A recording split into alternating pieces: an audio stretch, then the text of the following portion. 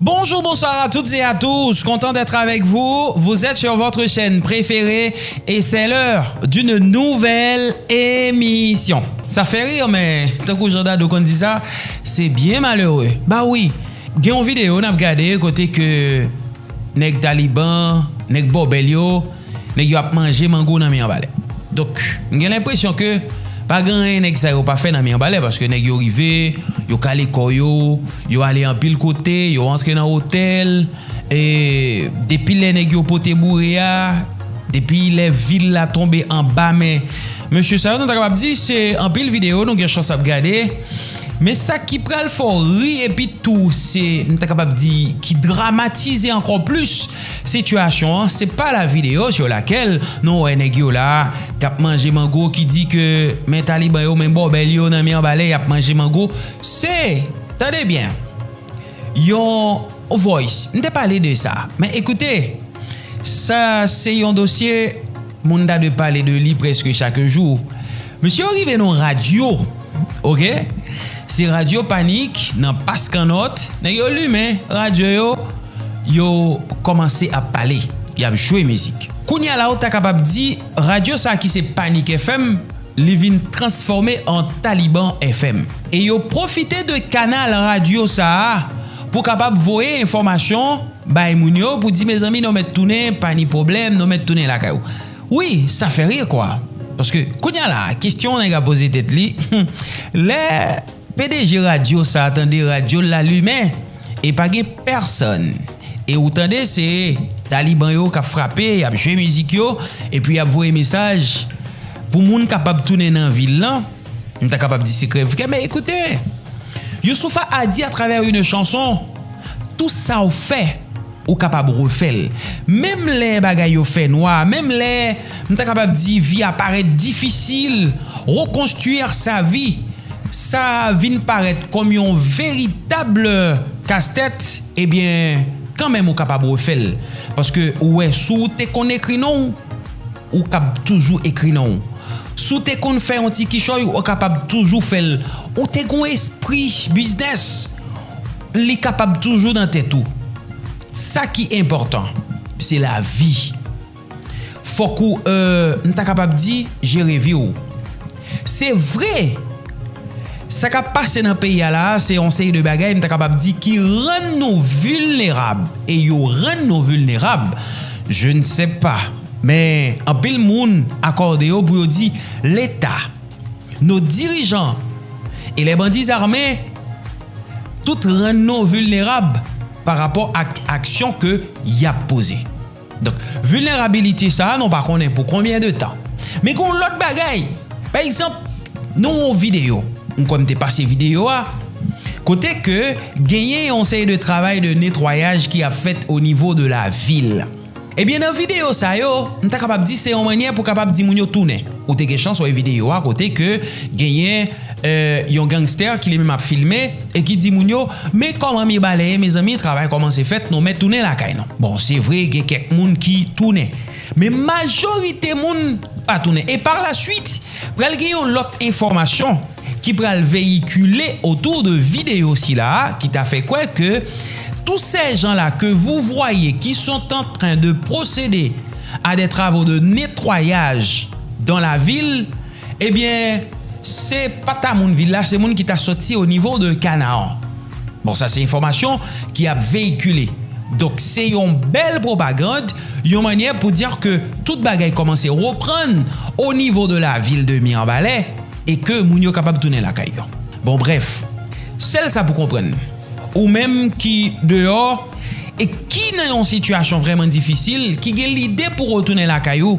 Bon, c'est vrai ou capable de tourner mais écoutez, ou obligé à assujetti à une série de règles. Par exemple, si ou te kon sorti Alberti Gogou, al parler avec 2-3 amis, ou pas ouais moun sa yo parce que c'est zone déserte, zone isolée. Donc journée jodi à là, c'est vous capable de intention tourner. Mais intention tourner pour le faire vivre à qui est? Les gens qui sont là faut qu'on accepte pour capable et obéir à l'audio, marcher sous l'audio. Mais est-ce que majorité moun mi en balai pour entrer dans logique si là? Bon moi qui on propagande là qui a fait. sous réseau à travers plusieurs groupes, des gens qui disent, écoutez, on a tout perdu, nous pas pral entrer dans la logique si là. Bon, par contre, comment moun yo pral tourner, mais moun sa yo, en pile nan yo perdu tout ça yo possédé, eh bien yo dit tête yo, écoutez, moi préféré vivre dans mendicité, moi préféré manger patate pour me faire toute journée, mais m'a fait avec fierté, moi pas à genoux. C'était chargé là. Gagné un poste là de PNH, Police nationale d'Haïti, qui dit dans le cadre d'une intervention qui menée par unité tactique anti-gang UTAG dans Pernier, commune Pétionville, gagné un bandit qui mourit. Et puis, c'est dans l'échange de tir, gagné un fusil à cartouche qui saisit. C'est dans date mardi 22 avril 2025. Yon fusil AR-15 saisi, plusieurs bandits blessés dans affrontement armé avec force l'audio dans Paco, commune Port-au-Prince, dans le cadre d'opération qui menée par groupe d'intervention par bon côté la police nationale d'Haïti, GIPNH, ensemble avec SWAT le mardi 22 avril 2025. La police toujours a frappé. La police lui-même lui dit que lui déterminé pour capable résoudre problème qui gagne là. Mais entre-temps, il parlait de 13 millions de dollars américains. Mais malgré injection l'agence là, en moins de 6 mois, une initiative qui gagne avec sécurité, résultat concret yo. Pour qu'on capable de tomber côté situation sécuritaire là continuer à saccager pays d'Haïti. Gang armé yo exercer désormais un contrôle quasi total sous Port-au-Prince. Pas de menti dans ça. Yo étant en prison à environ 85% capitale là avec diverses zones rurales. Domination si là, il traduit par une année 2024 particulièrement meurtrière avec un bilan tragique. Plus passé 5600 homicides recensés.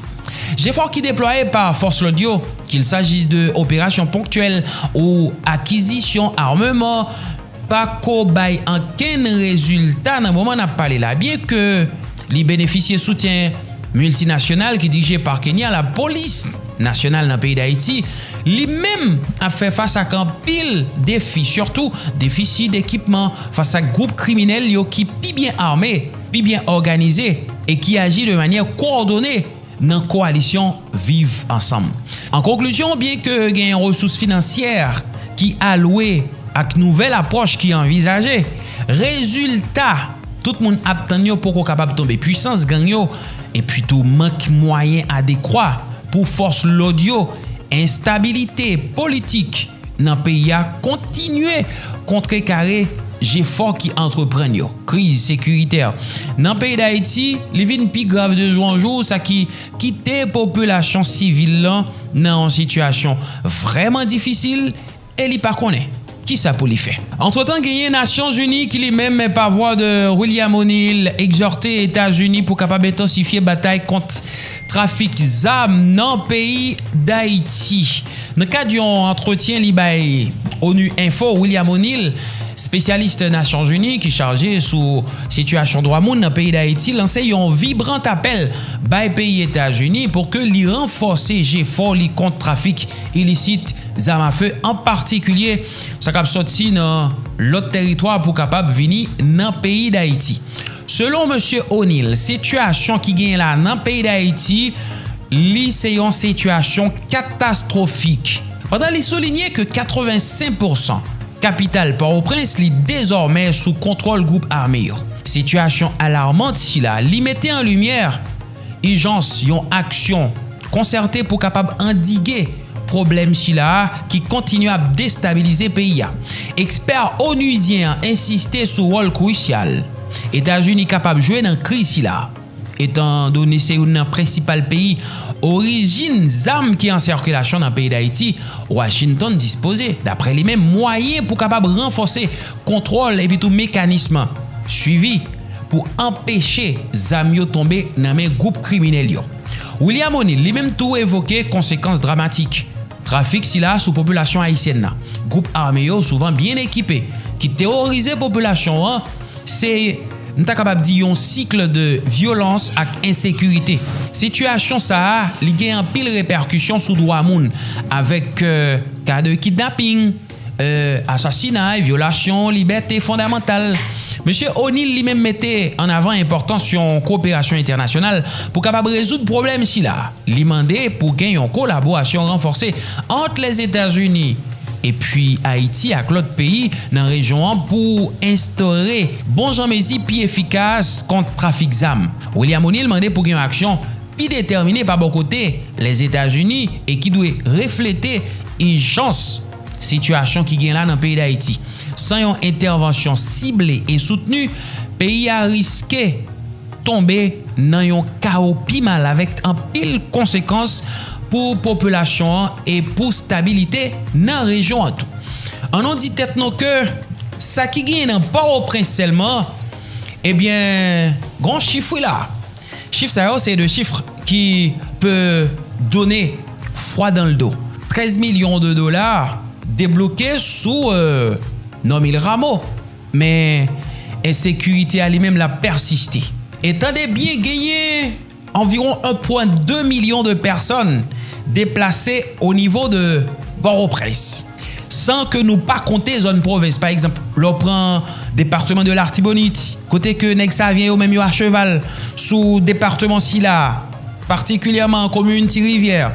L'on prend zone Kokorat sans race, les mêmes les contrôler.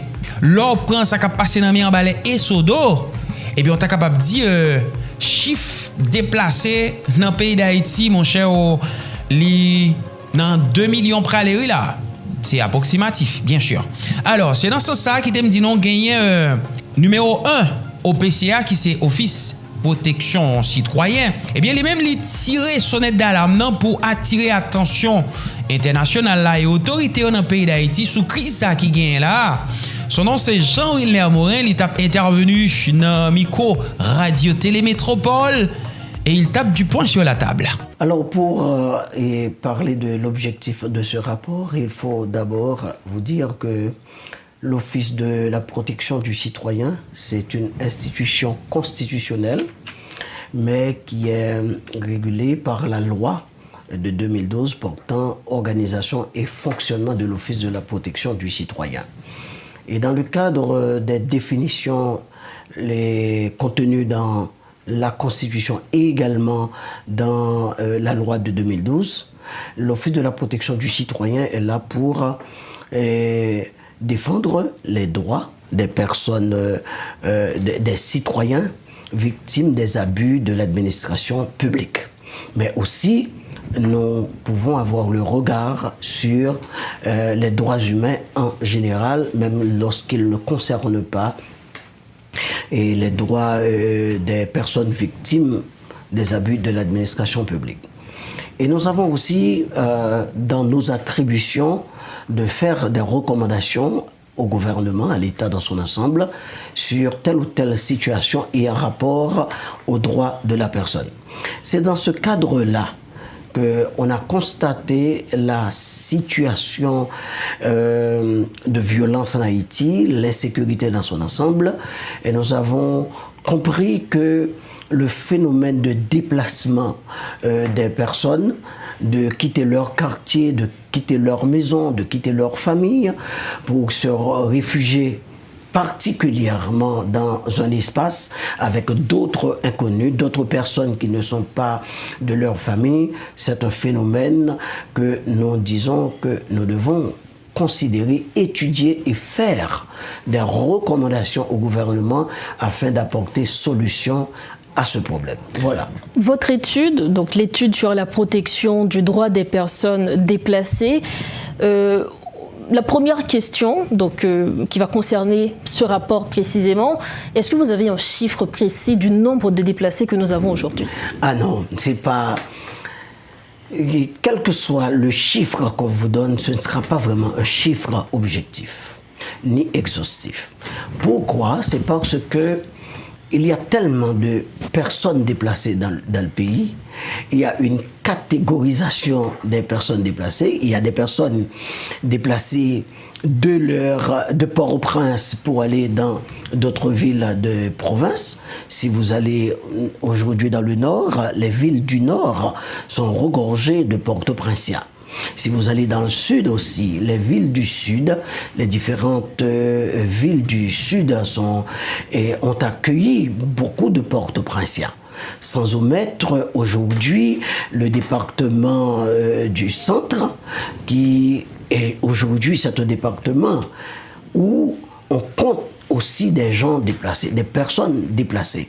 Parce que des gens sont bien obligés de quitter Mirebalais, de quitter Sodo pour aller à Hinche, pour aller à Las Caobas et aussi dans le nord. Donc il y a cette première catégorie de personnes déplacées qui laissent Port-au-Prince, qui laissent le foyer de la violence pour se rendre dans une autre ville. Il y a une deuxième catégorie de personnes déplacées. C'est une personne déplacée et accueillie par un ami, par un membre de sa famille, ou du moins par n'importe quelle personne qui ne soit pas forcément une connaissance.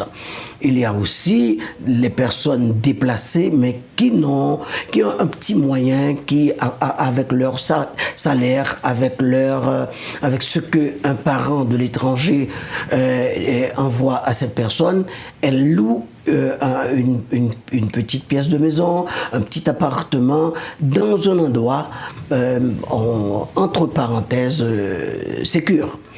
Maintenant, il y a la quatrième catégorie. Il y a plus de 4 catégories, mais moi, je m'arrête à la quatrième catégorie. Et ce sont ces gens-là qui ont laissé leur maison, leur quartier, leur famille pour aller se réfugier dans une administration publique, dans une institution publique, dans une école, dans une maison privée, dans un terrain vague et vide. Donc, ces gens-là se sont rassemblés dans un camp, dans un site de déplacement. Et ces personnes-là n'ont pas demandé à se déplacer. Il y a une situation qui ont poussé ces gens à se déplacer. Et votre étude se porte principalement sur cette catégorie, donc la catégorie qui vivent dans des camps, dans des sites. Vous en recensez combien ? Écoutez, il y a beaucoup plus de sites, mais l'OPC, nous avons dénombré à peu près 33. Que nous avons pu visiter. Dans la région métropolitaine. Dans la région métropolitaine. Donc, à partir de cette 33, on a dénombré plus de 1 200 000. 1 200 000 personnes. Exactement. Qui vivent dans 33 sites. Je dirais oui, à peu près. Et votre étude parle justement de la situation de ces personnes. Vous les avez rencontrées, votre équipe les a rencontrées. Quels ont été les points forts de leur message ? Écoutez, c'est peut-être la réponse que n'importe quel citoyen et lambda vous donne aujourd'hui. Et c'est faire revenir la paix dans le pays, que les autorités prennent les mesures nécessaires pour sécuriser la population, c'est la sécurité, parce que je vous l'ai dit au sommaire de notre conversation, et la personne qui est déplacée, c'est quelqu'un qui avait une maison, qui avait une famille, et qui avait entretenu avec ses voisins et les gens de son quartier une très bonne relation. C'est quelqu'un qui avait un petit commerce. C'est quelqu'un qui travaillait dans les usines. C'est un professeur d'école. C'est un enseignant qui est déplacé. Lui, il n'a pas demandé, comme je l'ai dit, de se déplacer. Il demande aujourd'hui de retourner dans son quartier. Et comment retourner dans son quartier quand ce quartier est occupé par des gangs armés? Il faut repousser les gangs armés, il faut neutraliser les gangs armés, il faut faire taire les armes. Et comment faire taire les armes? Il va falloir que les autorités constituées prennent la décision de monter un plan de sécurité, d'adopter des stratégies pour faire échec au plan des gangs armés. Votre étude dépeint la triste réalité que vivent ces déplacés quotidiennement. Vous en avez donné plusieurs exemples, notamment l'hygiène, pour ne citer que cela. Parlez-nous un petit peu des conditions précaires. Comment est-ce que vous, en tant que protecteur du citoyen, vous avez vécu toute cette souffrance que vivent les Haïtiens? Écoutez, les conditions sont indescriptibles. Je n'ai pas d'adjectif, je n'ai pas de mots pour qualifier les conditions dans lesquelles vivent ces gens. Il n'y a pas d'eau potable, il n'y a pas de sanitation, pardonnez-moi, il n'y a pas de latrine, il n'y a pas de toilette, il n'y a pas d'eau potable, je l'ai dit. Mais la pire des choses, ce sont des gens qui vivent dans un espace tout exigu et ils sont nombreux à vivre dans cet espace, à dormir dans un espace très restreint. Au point de vue de santé, c'est inacceptable. C'est inacceptable, mais aussi au point de vue d'autres formes de sécurité. Par exemple, une adolescente qui germe aujourd'hui, alors vous comprenez quand je dis qui germe, qui est en train de grandir aujourd'hui, qui est obligée de dormir à la même enseigne, dans un même espace, avec des gens, je dirais même de pervers. Vous avez recensé des cas de viol? Ah oui, écoutez, dans les sites, il y a beaucoup de victimes dans les sites. Les jeunes filles, les jeunes femmes sont victimes parce que aujourd'hui, les victimes ne peuvent même pas porter plainte parce que où porter plainte? La police est sur pied de guerre. Et des fois, les gens, les femmes, les victimes en Haïti, des fois, elles ont honte de se rendre dans des commissariats pour porter plainte. Et des fois, elles sont reçues, elles sont très mal reçues par la police, par la justice. Donc, c'est un problème aussi qu'il faut considérer lorsque on a des jeunes filles, de jeunes femmes, des adolescentes qui dorment à même le sol, mais aussi au milieu de jeunes gens, de jeunes garçons, des adultes, etc. Donc, c'est pas sécuritaire. Est-ce que l'Office de la protection du citoyen ne peut pas agir en ce sens? Bon, on a fait le premier pas, on a agi. On a fait le constat. On a sonné, on a tiré la sonnette d'alarme. On va envoyer le rapport comme l'exige et la loi portant organisation et fonctionnement de l'OPC. On va envoyer le rapport aux autorités concernées afin que les mesures soient prises. Donc on a commencé. Mais si toutefois nous voyons que rien n'est fait à ce propos, donc la loi nous donne, dans nos attributions, la loi nous dit que nous pouvons exiger au gouvernement et aux autorités constituées de prendre les mesures pour résoudre le problème. Et comme dernière question, magistrat Jean-Wilner Morin, quelles sont donc vos recommandations? Vous avez dressé le rapport, mais vous avez sûrement des recommandations à faire, notamment au Conseil présidentiel de transition, au gouvernement. Quelles sont ces recommandations? Écoutez, aujourd'hui, il y a beaucoup d'interventions des autorités, beaucoup d'interventions du gouvernement particulièrement, dans les sites. Il y a des interventions des ONG aussi dans les sites. On envoie des plats chauds, des kits alimentaires, et même des kits d'hygiène. Bon, pour moi, c'est une action à féliciter parce que, quand bien même, ils ont une pensée pour les déplacer. Mais nos recommandations, les actions humanitaires ne suffisent pas. Oui, on doit porter assistance à ces personnes immédiatement, ponctuellement, pendant qu'ils sont dans cette situation. Mais cependant, ce n'est pas uniquement l'action humanitaire, l'intervention humanitaire. Le problème doit être